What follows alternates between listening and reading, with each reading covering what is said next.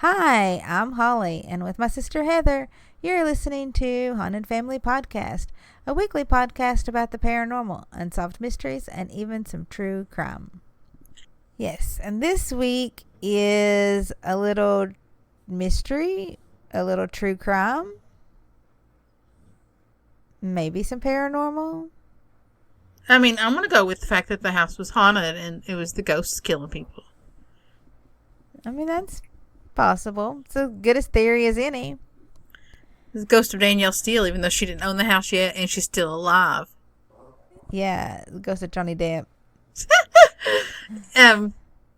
For those of you who've listened to our podcast for a while, they've heard that story a couple times. For those of you who haven't, listen to all of our old episodes so you can figure out what we're talking about. Okay, so we are talking about the Spreckels Mansion murder mysteries? Yes. Mystery? But there's also death. So, yeah. Death mystery. Spreckels death house. Yeah. So let's give a little history first. The Spreckels Mansion was built a long time ago by the heir of the Spreckels Sugar Company. I've never heard of Spreckels Sugar. I have not either. But it is like it's a landmark in this particular area of San Francisco. Coronado. Yeah. Yeah, pretty much you say Spreckels Mansion and everybody knows what you're talking about. Yeah. Even before 2 people died within 2 days in the house. Yeah.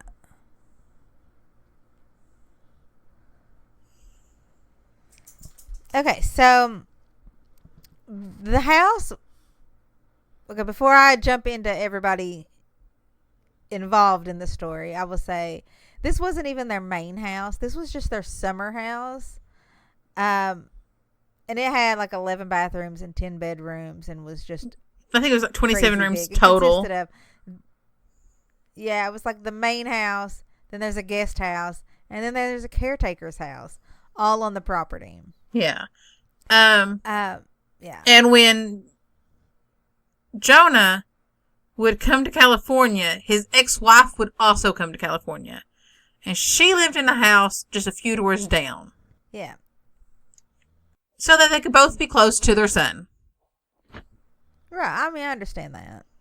So the players in the story is you've got Jonah Shacknai, who is 54, and he is the CEO of Medix Pharmaceutical. You've got his girlfriend, Rebecca Zahau, who was 32 and a Burmese immigrant. I don't like the fact that in almost every article you read, they make her out to be just beautiful and an immigrant. Girl had a lot going for her. She spoke 6 languages. She was very well educated. She had her own stuff going on.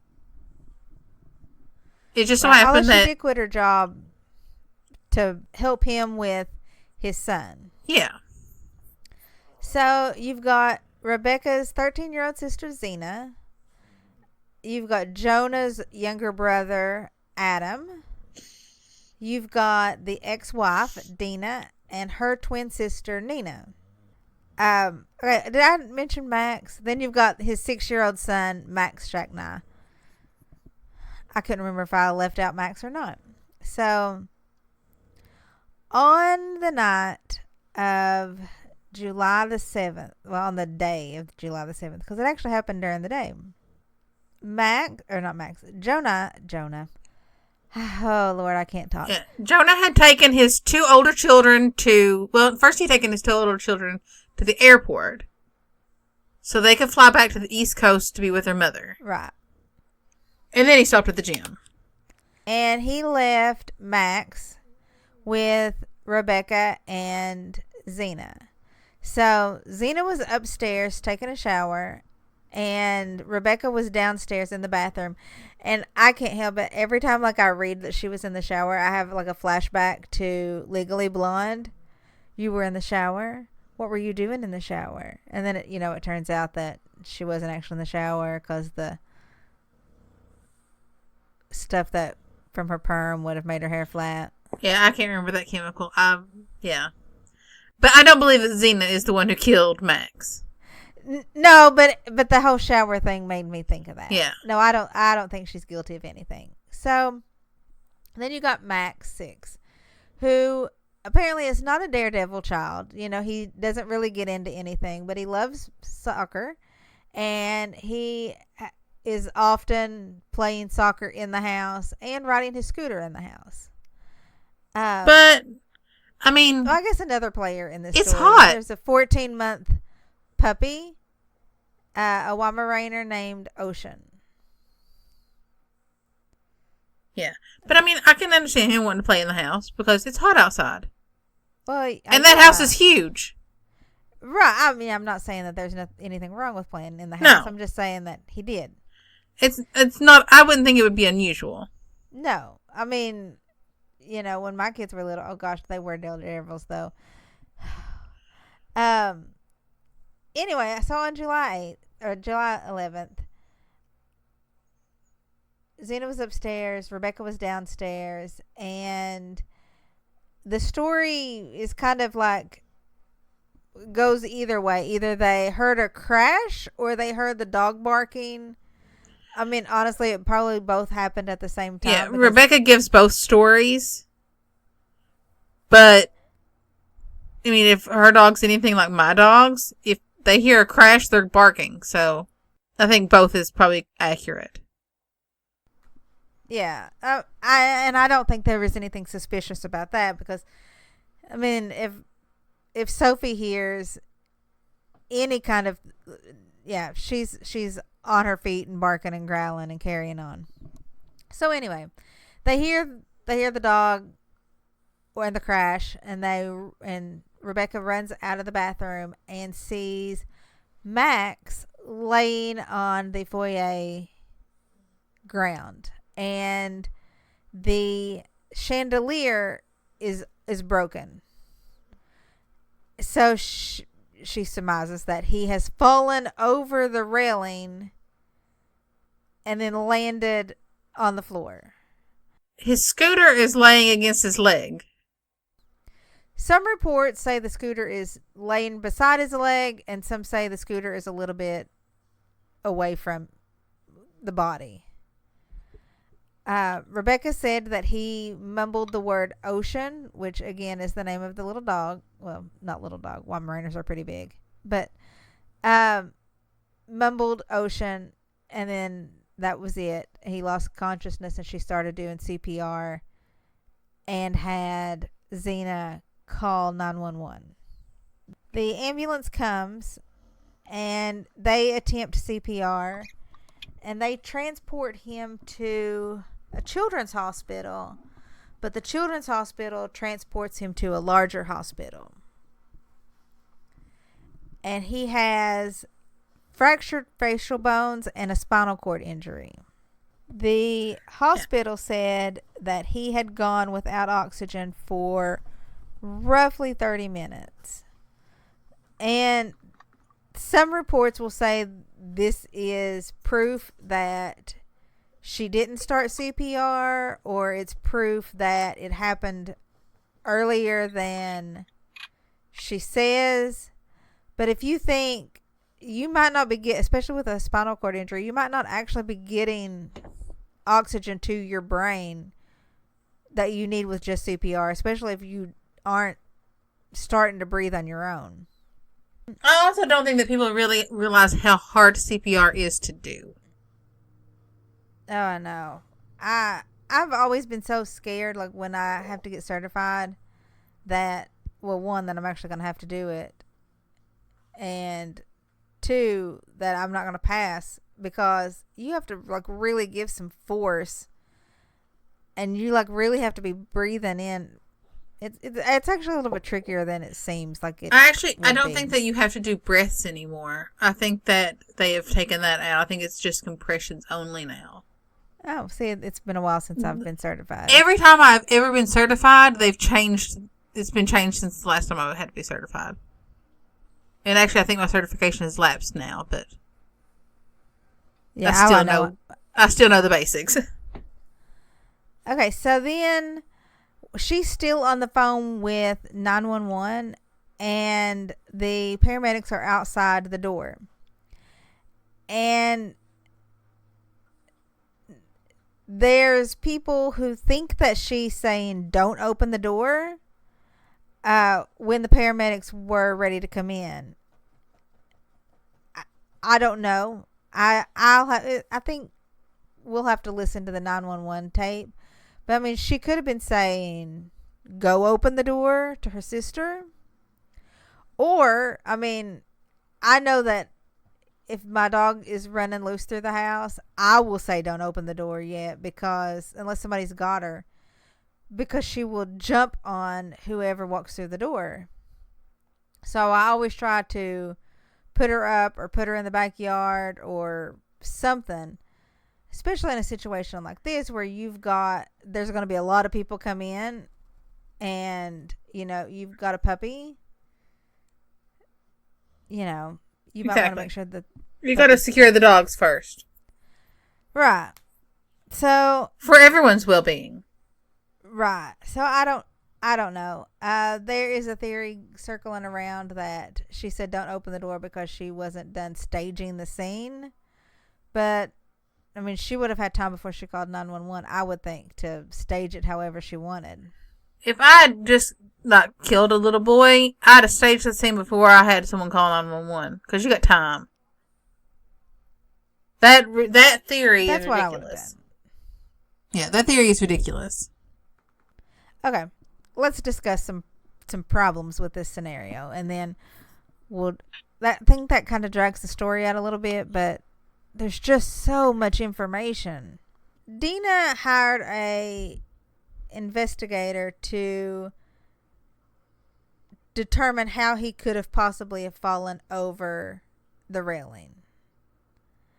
And there was no scenario that this investigator came up with that did not involve foul play. Now, I don't actually believe that. Because do I think that he was running down the hallway playing with his ball and tripped and fell over the banister? No. Because he's 6 years old and his center of gravity wouldn't have been one to cause him to topple over, because the banister would have been up high. You know what I'm saying? He could have been, just throwing this out, he could have been balancing on, since there was a ball and the scooter. Of course, I don't know how the scooter would have gone over with him, but he could have been balancing on the ball on the scooter, which is such a little boy thing to do, and falling over the railing. He could have been climbing on the railing. He could have been climbing on the railing. And just so happened that, hit the scooter when he fell. Right. He could have thrown a ball into the chandelier, reached over with the scooter to get it out, and the scooter and the ball go tumbling over the railing. I think there's all kinds of possibilities that he could have fallen over the railing without being picked up and thrown. So she lets the dad know that he is in the hospital. She does not go to the hospital right away. She is kind of a fairy for everybody at this point. She picks up Dina's twin from the airport. She picks up Adam from the airport. She sends her sister back to Missouri. And all of this goings on, she boards the dog. She calls a kennel to have him boarded. And there are people who think that is suspicious for what comes next. But, honestly, if I know that I'm going to be gone, either, in this case, she's at the hospital, she's running people to and from the airport, I would do the same thing, because Sophie can't stand, the older dogs, they're fine. They can be left alone. for hours. Puppies are different, though. But I can't leave her alone. Like, I went to EKU, which is Eastern Kentucky University, last Friday. And I was gone probably 12 hours. And when I came back, she had eaten a dog bed. I left her. She had food, water, all the toys that she could possibly want. All the other companionship of all the other dogs. Yeah, and she ate a dog bed. I mean, thankfully it wasn't her dog bed. She ate Hank's dog bed. Oh, poor Hanky. But yeah, big puppies you just can't leave for hours at a time because you will come back to destruction. I do want to note, though, that Max did not have any cuts on his hands, so I think that the likelihood of him grabbing that glass chandelier as he went down is probably slim. I'm really liking he hit it with something like the scooter and fell over theory myself, but that's just me. So then there are also back and forth about whether or not Max's injury would even allow him to be able to say anything. I mean, I don't know. I'm not a doctor. But one doctor says that, yes, it's possible. Other doctors say, no, it's not possible. I think it's one of those things where, unless you're there, you just don't know. I think it's possible. I mean, when I worked home health, I had lots of patients with spinal cord injuries, and they could talk. Of course, none of them also had face fractures at the same time. So, yeah, I don't know. But so Max remained on life support and was in ICU. And the mom, Dina, the dad, Jonah, stayed there. Nina was in and out. She picked Adam up from the airport, and she and Adam and Jonah went out to eat. And then Jonah went back to the hospital. Adam and Nina went back to the house. Adam took an Ambien at 8 and went to the guest house, and that left Rebecca in the main house. She texted her sister, Mary, off and on, and the last text that Mary received from Rebecca was about 9:50. Okay, so then she got a text at 10:48 from Nina saying that Nina wanted to stop by the house and talk to Rebecca about Max's fall. Nina says that she tried to talk to Rebecca when she picked her up from the airport, but that she was kind of evasive and was acting odd. If I just witnessed a child falling and landing on their head from a second-story balcony, I don't think that I would be in my right mind to carry on a conversation like nothing happened either. So I'm not saying that makes her guilty. No, absolutely not. She just went through a traumatic experience, so, Right. Rebecca did not respond to this text. At 12:50 a.m., so this puts it at July the 13th, cell phone records show that Rebecca listened to a voicemail and deleted it, but didn't respond to it. Jonah says that he left her a voicemail letting her know Max's condition was worsening and that he was not expected to survive. Of course, Max then hung on for 3 more days. He didn't pass away until July the 16th. They actually could not respond. They couldn't get this voicemail message because when they found her, they were afraid to turn her phone on because it was a new phone. They didn't want to compromise any of the data, but then they also didn't go to the phone company and request that message to be somehow found. That's odd to me. I guess they were just taking Jonah's word that he was just leaving her a voicemail message. Yeah. But I find it odd that she didn't answer the phone. I mean, if she was waiting for him to call with news, why didn't she answer the phone? I mean, obviously she was awake because she listened to it and deleted it. If it was really her. So 6:48 the next morning, this puts it at July the 13th, Adam Shacknai calls 911 saying that he found Rebecca's body bound, gagged, and naked hanging from the second-story balcony between the Spreckels Mansion and the guest house. So she was in this little courtyard facing the guest house, and she was dead. In the 911 call, he sounds out of breath, but he doesn't sound worried he doesn't sound like somebody I would think that is shocked because they just saw a naked, bound, dead body. She was gagged with a blue long sleeve shirt that was also wrapped around the cords that tied the rope around her neck. But her hands were tied behind her back and her feet were tied.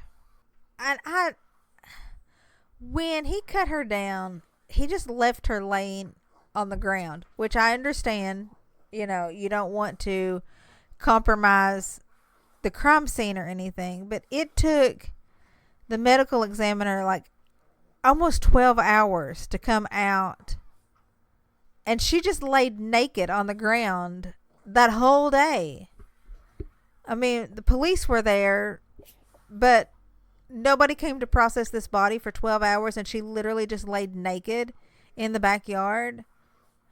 There's actually a aerial shot that a news reporter took in their helicopter of her body just laying there in the yard, still bound. That's so... I know she's dead at this point, but it's still so dehumanizing to me. I just couldn't stand that. The interesting part was on her door. San Diego County Sheriff's Department found a message painted. I'm getting this from a news article. It's surprisingly not on like the Wikipedia page, which usually Wikipedia, the people who edit that, love putting details like this in. But you can see a picture on several news sites from the police department. It looks like it was written, just with someone's finger. From what I see. There was a wide paintbrush found at the house with black paint on it, so I think it was done with one of these paintbrushes. Of course, she also had some paint on her body. Yeah. There was like some paint on her nipple and some on her finger. So, I mean, she should have started doing it with her finger and switched to the... Because the S looks like it was done with a finger. The way it's broken up. Yeah, and it said, she saved him. Can he save her?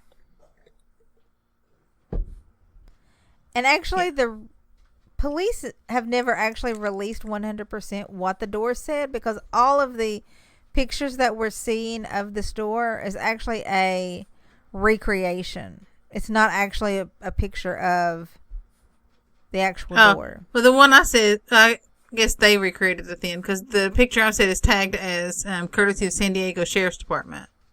Yeah. So that's a little odd to me that we're not seeing an actual picture of the door. And also, on Adam's 911 call, he says, I got a girl, hung herself, same place you got the kid yesterday. Yeah. I mean, granted, it was actually 2 days before, but he was shouting, "Are you alive?" at her. I don't know. I mean, I know it's 6:40 in the morning and he's probably not completely awake, but all that just seems weird to me. Honestly, the way her hands are bound seems very odd to me. Yeah, and the police had a recreation of how she could have bound herself, and they had somebody sitting in a chair tying themselves as if that would be Rebecca. But I don't know why somebody would bind their hands and their feet together, gag themselves before they kill themselves. And why would she hang herself outside Naked instead of in the house? Like, I would think maybe the balcony where he fell, like if she was feeling remorse. Like, why put herself out there in such humiliation? Yeah, there's something odd about that scenario. Yeah. Also, do they not have scissors in this damn house? Because he cut her down with a knife that he found in the kitchen. And there's 2 knives in the bedroom by the bed where she cut the rope. Like, maybe rich people don't use scissors. If it looks like I have hung myself, I guarantee I will not cut the rope with a knife. None of Holly's knives are sharp. If I do, it's foul play, okay? And the knife is probably not hers. No, I have several knives, but I would never use it to cut rope. Like, I carry it when I go walking. Also, what I find weird about this whole situation is that she was tied to, like, the rope was tied to the bed, and the bed was only moved like 6 inches or so from the wall. I would think that if you've got 100-pound body dropping from a balcony, that it would pull the bed at least a little further than that. Yeah. Unless it was, in my opinion, unless it was lowered gently. If it was just dropping, I would think that it would have force behind it. Also about the whole being naked thing. Like, there was a few drops of menstrual blood that was found on her leg, on the handle of the knife. I think there was a drop in the shower. Like, if you were having your period, would you hang yourself naked? I mean, I wouldn't, but... I wouldn't hang myself naked, but I don't know. I've had a hysterectomy, so I forget that people even have periods. I just can't imagine. I don't know. Like, that just seems... I mean, I'm not in her mind, so... But I just can't... I don't know. And also that this bedroom that she killed herself outside of was not even the master bedroom. There's lots of reports that are saying that the knots that was used to bind her was nautical knots. But then other people have said, no, it's just a slip knot and it's extremely simple to create.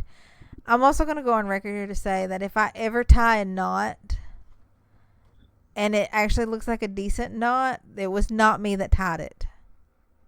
Because I know nothing about knots. If I tie a knot and it is actually a type of knot, I didn't do it. Yeah, that's me. Like, if it's a real knot, I didn't do it. But you know who would in that house know about knots? The brother. Adam. Yeah, because he worked on a tugboat. And I don't know if you all are familiar with tugboats, but they're boats. And they're on water. And every now and then you have to, like, you know, tie a knot? Go to, like, shore and you have to, like, tie up to docks and things. I know I'm making this sound really stupid, but it's because I know nothing about tugboats except that I see them every now and then on the river. Yeah. I like to go to Ashland, which is, you know, an hour up the way, and sit on the, I don't know if you all are familiar with tugboats, but they're boats. And every now and then you have to, like, you know, go to, like, shore and you have to, like, tie up to docks and things. I know I'm making this sound really stupid, but it's because I know nothing about tugboats except that I see them every now and then on the river. Yeah. shore of the river and watch the tugboats. But I know nothing about actually what they do, except that knots are involved. Right. So I'm an expert, y'all. On the balcony was actually 2 bare footprints that was consistent with the dirty feet of Rebecca, because her feet were dirty. And it was kind of like the heels were together and the toes were kind of pointed out, as if why were her feet dirty? Feet were bound. The balcony was dirty. Okay. Because, I mean, I would think that a $17 million mansion would stay pretty clean. Well, that's what I thought, too. If I could afford a $17 million mansion, I could probably afford a cleaning lady. Or 3. Well, when they have a caretaker. Now, there's also a shoe print of a police officer, or one of the detectives that came, that is also out there. And online sleuthing reports say that you can kind of see that see another print, as if the officer stepped on a print. So, was somebody else out there with her? Would it surprise me if the police department screwed things up? No. No. I mean, we see this time and again in other cases. Things happen. Especially when people have lots of money and can grease palms. Yes. Okay, so a weird thing, though, is they fingerprinted the door, the balcony, the bed, the objects found in the bedroom, and no other prints were found except Rebecca's. No DNA was found except Rebecca's at all on any part of the house, on any part of this room. But what? And I find that weird. It's a house that people live in. Why was there not somebody else's prints? I mean, you come into my house, there's going to be other people's prints in almost every room. Exactly. I mean, they have a cleaning person who doesn't clean the outside of the balcony or the railing, but apparently scrubs it for fingerprints on the regular. Now, why wasn't the cleaning lady's fingerprints or DNA left anywhere? Exactly. But I found one of the things taken into evidence from this room, and I don't know that it's talked about widely, but I found it in a list from the police department of evidence collected, was a pair of black gloves and a pair of latex gloves. That's interesting. Yeah. I don't know that they were ever tested for DNA. I mean, I know if I was going to murder somebody, I would be digging around in my farm vetting box. For those of you who might be just tuning into this, I have a farm. So I have a box full of medically stuff for when we can't actually get to the vet right then. And I've got gloves in it because, some things you don't want to touch with your hands. But yeah, I'd be slapping on some gloves and I'd be murdering somebody with my gloves on. Yeah, I mean, I always wear. While I was in Florida, I saw, and I actually got a picture of it, and I meant to post it. I saw a black leather gloves laying on the ground outside of my hotel room. And my first thought was, oh my God, doesn't OJ live in Florida now? He does. And then my second thought was, well, if the glove don't fit. Oh, wait. No, he doesn't. He lives in Nevada because he's on probation from... Yeah, but he lived in Florida for a while, so... He did, yeah. Just some other odd things is that neighbors saying that they heard a woman scream about 11:30 p.m. I mean, and it couldn't have been her falling because she was gagged with a shirt. Right. That's another thing. If I'm going to commit suicide by hanging myself naked from a balcony, why would I stuff a shirt in my mouth as the gag? I would think that there would be better things in that house to use as a gag. Yeah. Well, the police say that apparently there were teenagers in the neighborhood that was messing around that could have caused the scream. Those pesky teenagers. I know. Damn them. So this scream happened about an hour and a half before someone listened to and deleted the voicemail.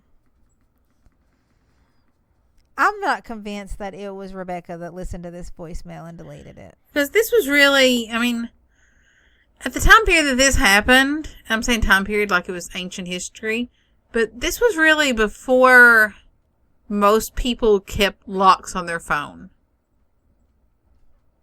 Right. It was 2011. Like, we really didn't have smartphones. Did we have smartphones? I don't remember. But I mean, like... Oh, actually, I did not. 2011, I think that I still had that. I had a slider phone that didn't do internet yet. I think.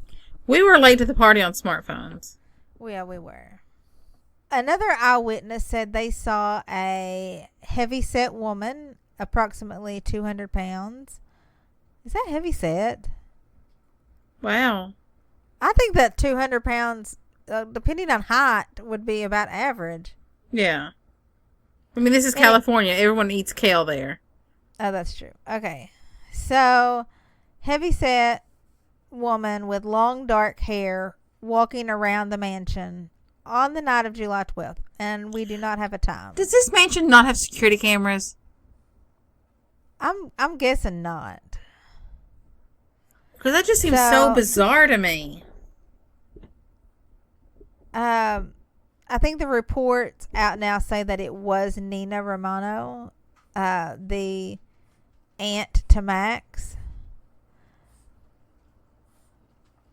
Although other people say that Nina was not 200 pounds and she was much slimmer than the woman that was seen on the night.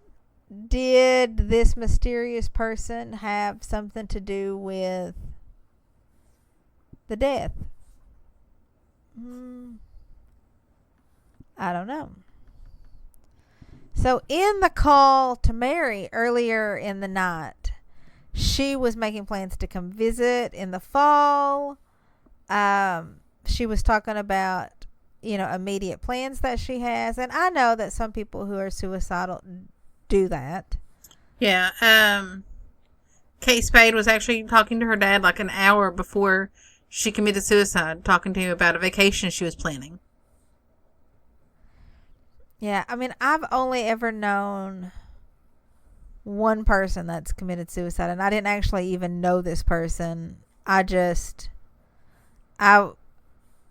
very weird. My ex-boyfriend's sister committed suicide, and that's how I met the family, is I went to the funeral home. It was very, very awkward.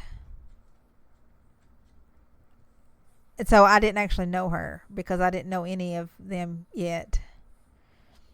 But from what I have heard, she wasn't making any plans, and she was very depressed, and they were desperately trying to keep her from killing herself. Right. And yeah, so I think her situation is actually probably not typical. I don't think her situation was typical. So maybe, Rebecca's way of making plans is the more typical way. I don't know. I don't feel like I can speak on that. But apparently she did have a journal that she kept on her phone, and it did talk about how unhappy she was. So I don't know, but I mean, there is a difference between just being unhappy and being suicidal. Yeah. Of course, her family disagrees that she would commit suicide naked.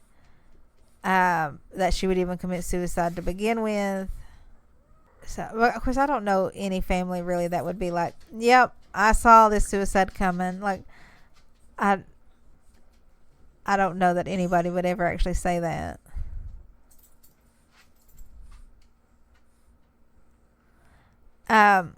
On September 2nd, the San Diego Sheriff Bill Gore called a press conference and closed Rebecca's death investigation and said that it was a suicide by hanging.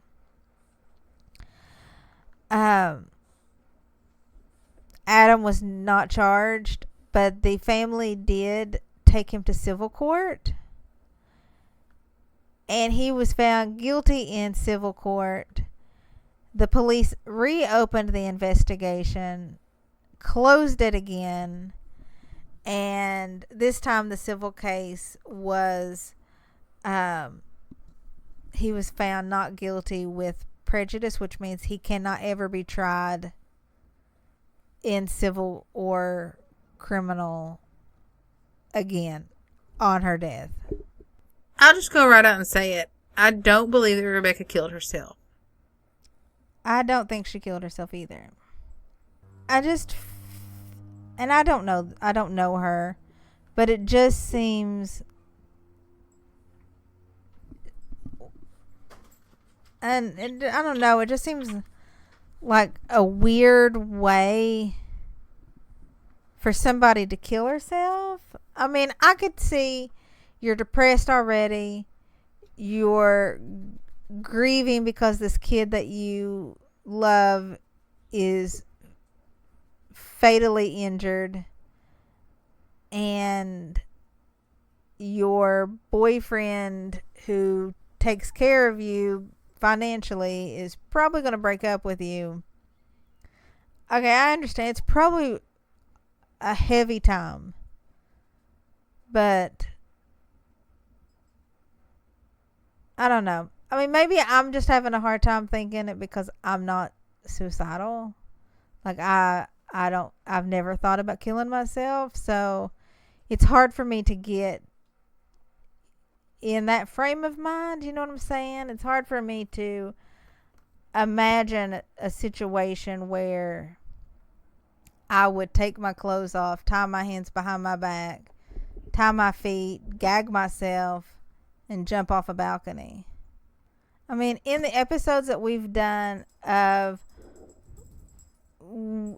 women who, and I'm thinking of the MSU stories where the girl was pregnant and she committed suicide by jumping off the 7-story building. She didn't hang herself. She didn't bind her hands and take her clothes off. You know, she just jumped. It seems very odd to me. And honestly, the lack of fingerprints at all is also odd to me. It's disturbing. Like, it is. But her fingerprints were found on the edge of the bed, so as if she brushed up against it to tie the knot. So, I mean, another theory is that she was forced to. I want to know in the sheriff's department video where they had the woman tie the knots herself. How long did that woman have to practice before she got the knot right? Yeah, I don't know. Because I couldn't tie an effective knot myself like that. Or even a simple, non-complex nautical knot. Yeah, I couldn't either. And while Rebecca was, very intelligent and bright, nothing in her history has led me to believe that she would have been able to do that. That's true. Me either. Now, in the master bedroom, there was some untested evidence. There was a clump of hair and a drop of blood in the bathroom. Could be nothing, but at this point, I would be testing everything. I mean, like I mentioned, there was gloves mentioned in the evidence collection, but no testing done on these gloves. And actually, it was almost as if people want to forget that there was gloves found. In the guest house, there was a bottle of clear liquid they assumed was water, but it was never tested. If you don't test it, how do you know what it is? I know. I mean, could have been chloroform, honestly.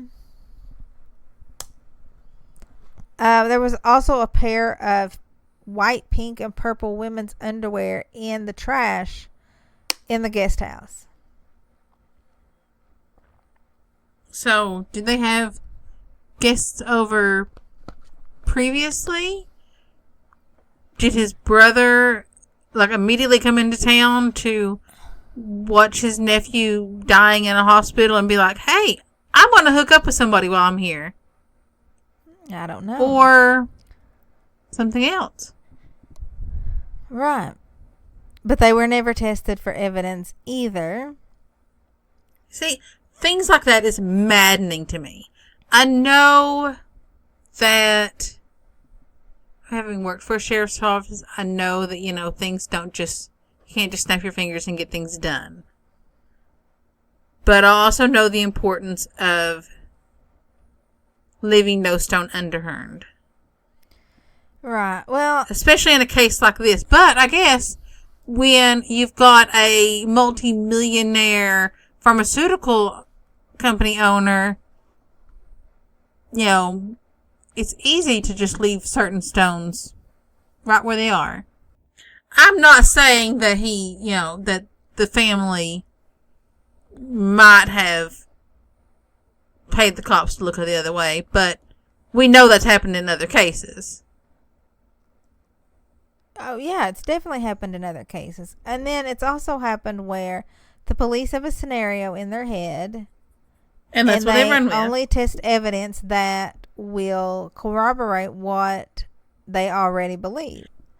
So on July 13th, Adam had a polygraph test. And it turned out to be inconclusive.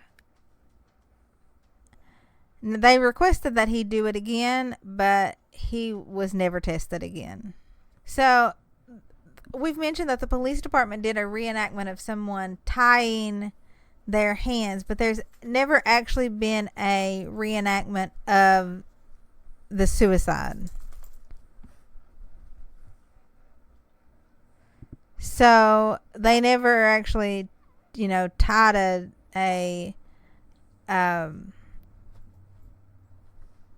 crash test dummy or whatever together and simulated it falling over the rail to see how far the bed would move, to see, is it hitting that tree and causing scratches? What does this look like? They never did anything like that. No, but they should. They should have, yes. And also, it is believed that, I'm just going to say, someone in the house watched Asian bondage porn on the night of July 12th into the 13th. Some people say that it was actually on Rebecca's computer. That's disturbing.